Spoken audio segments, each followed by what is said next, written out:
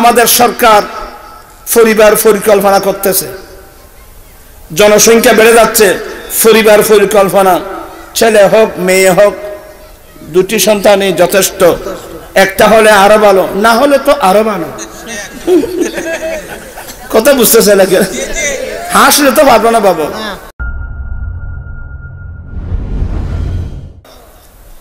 আমি হাদিস বল, এখন কয়টা বাজে?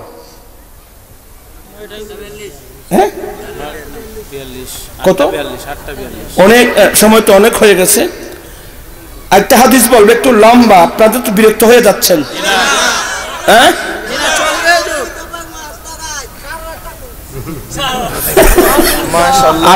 থাকবে।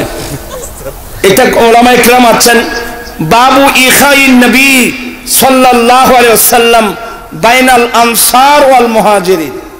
তা আমি এত লম্বা না গিয়ে সহজ, একেবারে সহজ ভাষায় বলে দিই।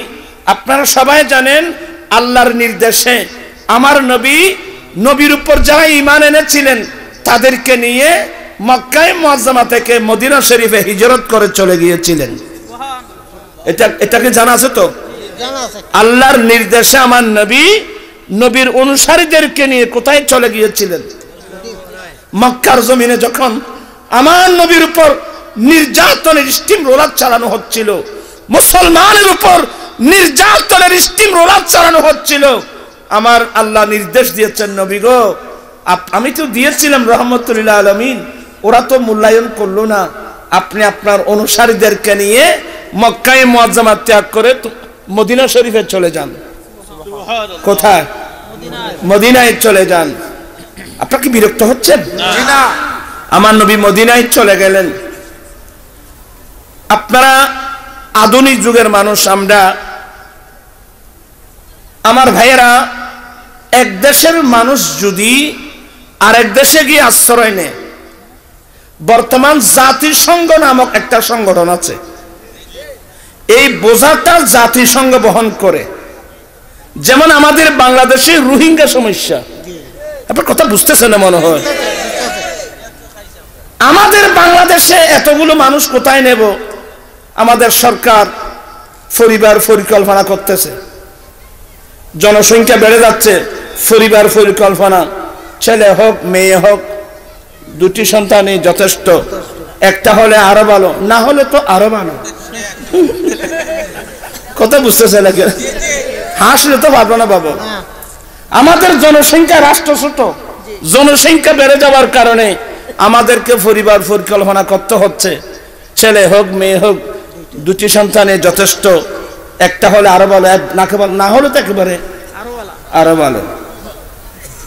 কিন্তু এর উপরে দেখা গেল বার্মা থেকে, মায়ানমার থেকে প্রায় 11 লক্ষের মতো মুসলমান আমাদের দেশে আশ্রয় নিল। তো এটা আমাদের বাংলাদেশের জন্য একটা বিরাট বোঝা না? কথা বুঝছেন না কেন? এই ধরনের আমাদের দেশে আছে তো। আপনার ছেলেকে বিয়ে করাচ্ছেন, বড় যাত্রী কত?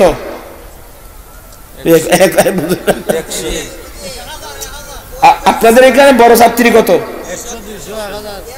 150, 150, 200, 300।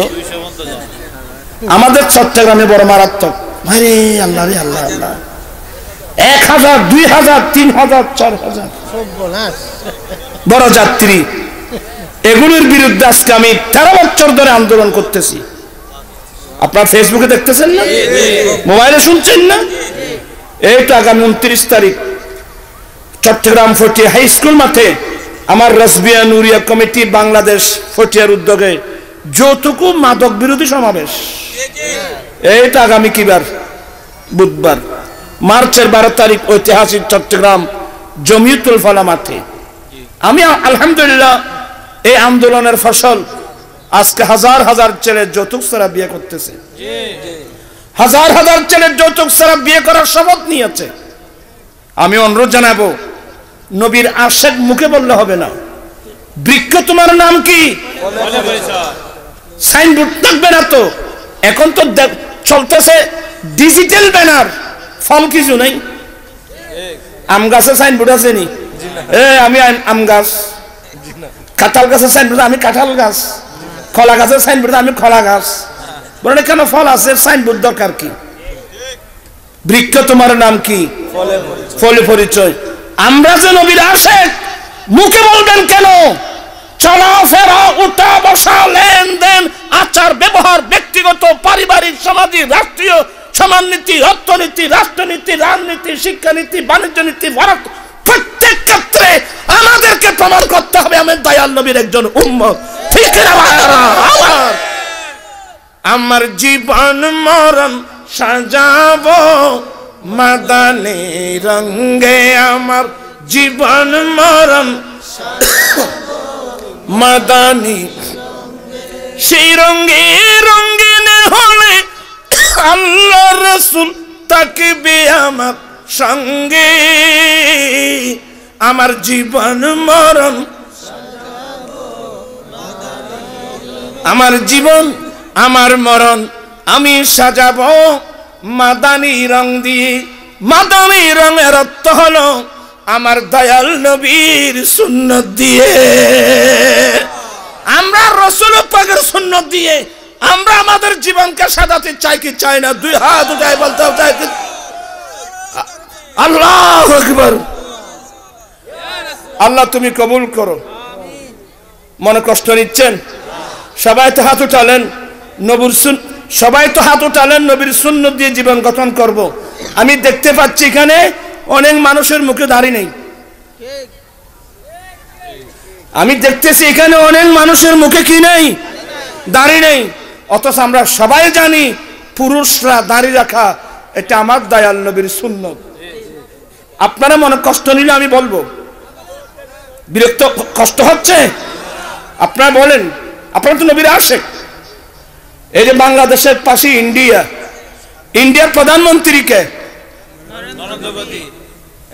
নরেন্দ্র মোদী। মুসলিম না হিন্দু? তো হিন্দু হওয়ার পরে তার মুখে আমি নবীর প্রেমিক, আমার মুখে। আমার ভাইরা, সত্যি আপনি নবীর প্রেমিক। পরিবেশের কারণে, না জানার কারণে, ভুলের কারণে আপনি দাড়ি রাখেন নাই। বর্তমান আপনি কি মনে করছেন আমি অনেকদিন বাঁচবো? আরে ইয়ং ছেলে ব্রেন স্ট্রোক করে, হার্ট অ্যাটাক করে মারা যাচ্ছে। আপনার মুখে যে দাড়ি নেই, খোদাই না করুক এই অবস্থায় যদি আপনি মারা যান, কবরে তো আমার দয়াল নবী আসবে। আমরা আহলে সুন্নাত ওয়াল জামাতের আকীদা হলো আমার দয়াল নবী কবরের মধ্যে আসবে। আমার নবী তো কবর আসবে। আপনি দাড়িবিহীন চেহারাটা আমার নবীকে কিভাবে দেখাবেন ভাই? কিছু মানুষ কবরস্থানে, আপনি কয়দিন আছে, আমি কয়দিন আছি। ভাবিয়া করিও কাজ, করিয়া ভাবিও না। আমি অনুরোধ জানাবো, আমরা নবীর প্রেমে আজ থেকে ভুল করেছি, তওবা করব। আজ থেকে নবীর প্রেমে আমরা দাঁড়িয়ে রাখতে চাই কি চাই না? দেখি আজকে কয়জন আছেন এখানে, দেখি আমি কারা কারা রাখবেন। নারায়ে তাকবীর, নারায়ে রিসালাত, নারায়ে গাউসিয়া। আয় আল্লাহ, অনেক ভাইরা হাত উঠায় ওয়াদা দিয়েছেন, আজ থেকে তোমার নবীর প্রেমে এরা দাঁড়িয়ে রাখবে। আল্লাহ তুমি প্রত্যেকের ওয়াদা তুমি কবুল করে নাও। বিরক্ত হলেন? এবার হাদিস পড়ুন। ক্বালা, বিরক্ত হচ্ছেন দেখতেছি আমি। ক্বালা রাসূলুল্লাহি সাল্লাল্লাহু আলাইহি ওয়াসাল্লাম মান তামাসসাকা বিসুন্নতি ইনদা ফাসাদি উম্মতি ফালাহু আজরু মিয়াতি শহীদ।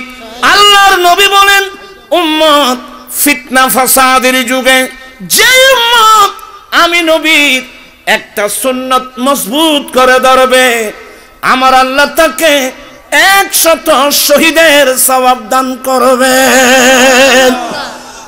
যে সমস্ত ভাইয়েরা হাত উঠাইছেন, হুজুর দুনিয়ার মায়া পায়ের নিচে দিলাম, আজ থেকে নবীর প্রেমে দাঁড়িয়ে রাখবো, একটা সুন্নত যদি আপনি মজবুত করে ধরেন, আমার আল্লাহ আপনাকে একটা সুন্নতের বিনিময়ে 100 শহীদের সওয়াব দান করবেন। বিরক্ত হচ্ছেন বাবা? কথা বলিও না। যৌতুক ছাড়া বিয়ে করতে পারবেন? ইনশাআল্লাহ। কে কে হাত উঠায় বলতে হবে মাশাআল্লাহ মাশাআল্লাহ। নারায়ে তাকবীর, নারায়ে রিসালাত। আয় আল্লাহ, অনেক ভাইরা হাত উঠায় ওয়াদা দিয়েছে এরা যৌতুক ছাড়া তোমার নবীর সুন্নত মোতাবেক শাদী করবে। আল্লাহ তুমি প্রত্যেকের ওয়াদা কবুল করে নাও। আপনারা বিরক্ত হচ্ছেন আমি দেখতেছি তো। আমি আসছি এই কাজ করার জন্য, বাকি কাজগুলো এরা করবে। আমি আসলাম জঙ্গল পরিষ্কার করার জন্য। কথা বলছেন না কেন? আমার আলা হযরত বলছেন যে সোনা জঙ্গল রাত আঁধেরি ছাই বদলি কালি सोने वालों जगते रहियो चूरू की रखवाली है। চিৎকার দিয়ে বলুন না সুবহানাল্লাহ। রাত বেশি হয়ে যাচ্ছে, আপনারা বিরক্ত হয়ে যাবেন। যৌতুক বন্ধ তো? হাত উঠে বলতে যৌতুক বন্ধ তো? যৌতুক বন্ধ। আর যৌতুক বন্ধ, মাদক মদ শরাব জুয়া ফেন্সিডিল ইয়াবা বাবা সব বন্ধ।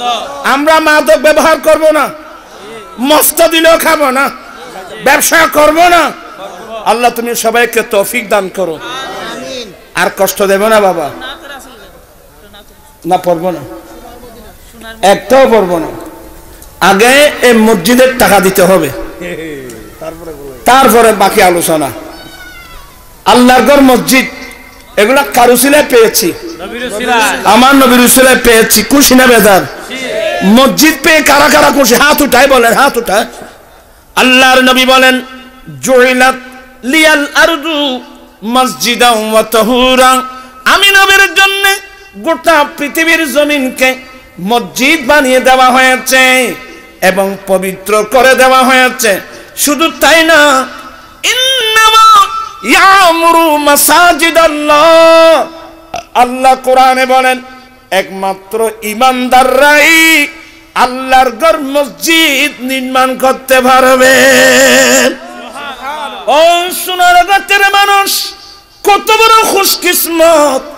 আল্লাহ বলেন হিন্দু বৌদ্ধ খ্রিস্টান জুম্মা চাকমা বিধর্মীদের 1 পয়সা আমার ঘরে তোমরা লাগাতে পারবে না। একমাত্র আমি রব্বুল আলামিনের ঘর নির্মাণ করার জন্য আমি অধিকার দিয়েছি একমাত্র মুমিন মুসলমানদের জন্য। আমরা খুশি না বেজার? খুশি।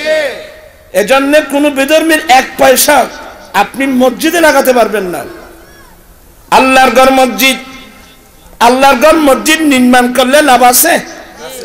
পড়ুন কলা। আপনারা বিরক্ত হচ্ছেন আমি দেখতেছি।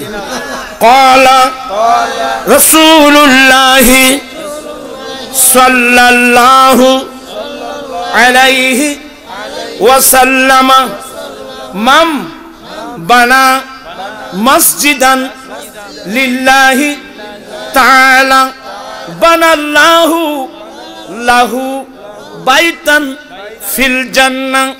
আমার নবী বলেন যে ব্যক্তি আল্লাহকে রাজি করার জন্য, আল্লাহকে খুশি করার জন্য আল্লাহর ওয়াস্তে জমিনের মধ্যে একটা আল্লাহর ঘর মসজিদ নির্মাণ করবেন, আমার আল্লাহ তার জন্য জান্নাতের মধ্যে ঘর বানাবেন। আপনারা মসজিদ নির্মাণ করতে রাজি আছেন? এই তো নির্মাণ তো করেছেন, কাজ বাকি আছে। আজকে আমি নবীর প্রেমিক দেখতে চাই। হুজুর আমি আল্লাহর ঘরের জন্য আমি 10,000 টাকা দিলাম, 20,000 টাকা দিলাম, 5,000 টাকা দিলাম, মসজিদের কাজ যেন আমরা সম্পূর্ণ করতে পারি। এমন আল্লাহর প্রেমিক নবীর প্রেমিক আজকের মাহফিলে আছেন?